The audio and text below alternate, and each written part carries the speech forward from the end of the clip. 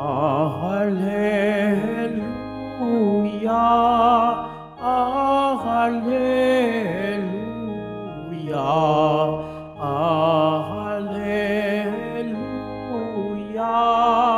Alleluia.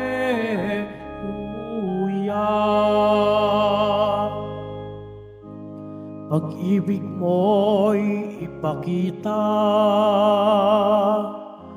lingapin kami tuwina, iligtas kami sa dusa.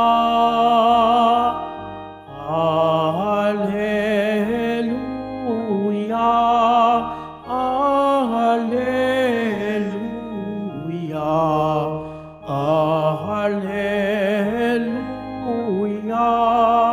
Alleluia.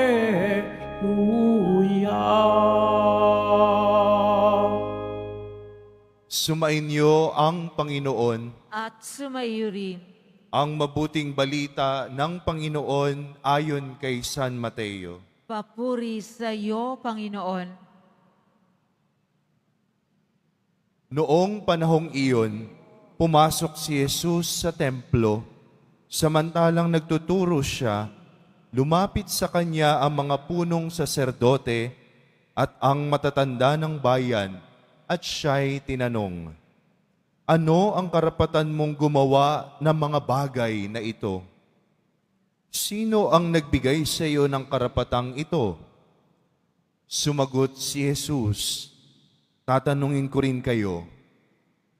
Kapag sinagot ninyo ako, saka ko naman sasabihin sa inyo kung ano ang karapatan kong gumawa ng mga bagay na ito. Kanino nagmula ang karapatan ni Juan upang magbinyag? Sa Diyos ba o sa tao?" At sila'y nag-usap-usap.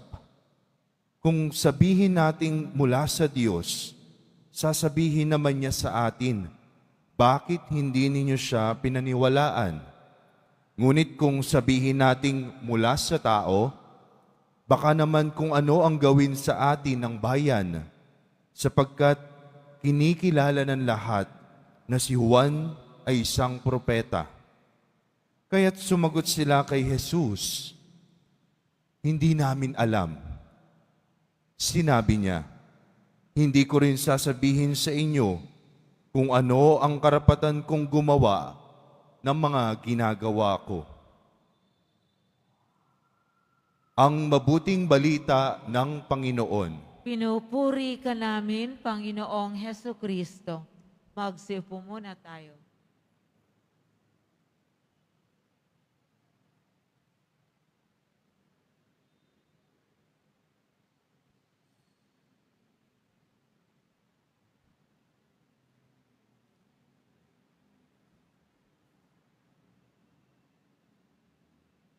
Saan ba nababatay, no, ang ating mga desisyon o ang ating mga pagkilos sa ating buhay? Sino ba talaga nasusunod sa atin? Sino nasusunod sa ating mga ikinikilos? Kung titingnan po natin ng Ebanghelyo, ang mga saserdote o punong eskriba, nakabatay ang kanilang pananalig o ang kanilang mga pamantayan sa buhay ayon sa opinyon ng mga tao. They live by the public opinions. Sa bandang huli kasi kapag sinabi nga naman daw nila na si Ped o si Juan Bautista ang nagbigay ng kapangyarihan sa kanya ay yung mga tao ay ito ay ilalagay sila sa peligro, peligro, ika nga, ano po? Natatakot sila na balikan sila ng mga tao. Kaya doon naipit yung mga eskriba. Hindi sila nagsasaliksik, hindi nila hinahanap ang katotohanan. Ang hinahanap nila yung self-preservation na tinatawag. Ano po? Ang hinahanap nila o ang kanilang sinasabi kung ano yung makabubuti sa kanila at hindi talaga kung ano yung katotohanan. No? It happens even today. No po? Ngayon, ang tinuturing nating katotohanan, kung ano yung mas marami. No? What is popular, ika nga. Kung ano yung opinyon ng mas nakararami mga tao, yun din ang ating opinyon. And we fail to seek the truth. No? We fail to find the truth. Dahil ang pinagbabatayan lang natin kung ano yung sinasabi ng marami. Dito po nagtatagumpay ang fabrication ng truth. Dito nagsisimula yung tinatawag na fake news.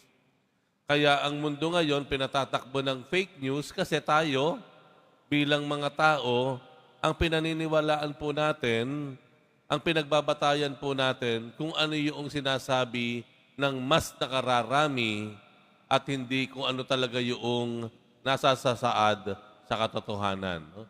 Magkaiba po yan. Opinyon ng marami at ang katotohanan. Madalas, yung opinyon ng marami, hindi talaga yun ang totoo. Kaya tayo nandoon sa gitna. No? Tayo ay nalilito. Tayo ay parang iwinawasiwas lang ng kung ano ang mas marami. Para tayong mga dahon, no? Na kung saan tayo hipan, doon tayo pupunta. Kung saan tayo binuga, doon tayo pupunta. Hindi tayo makakapit sa katotohanan.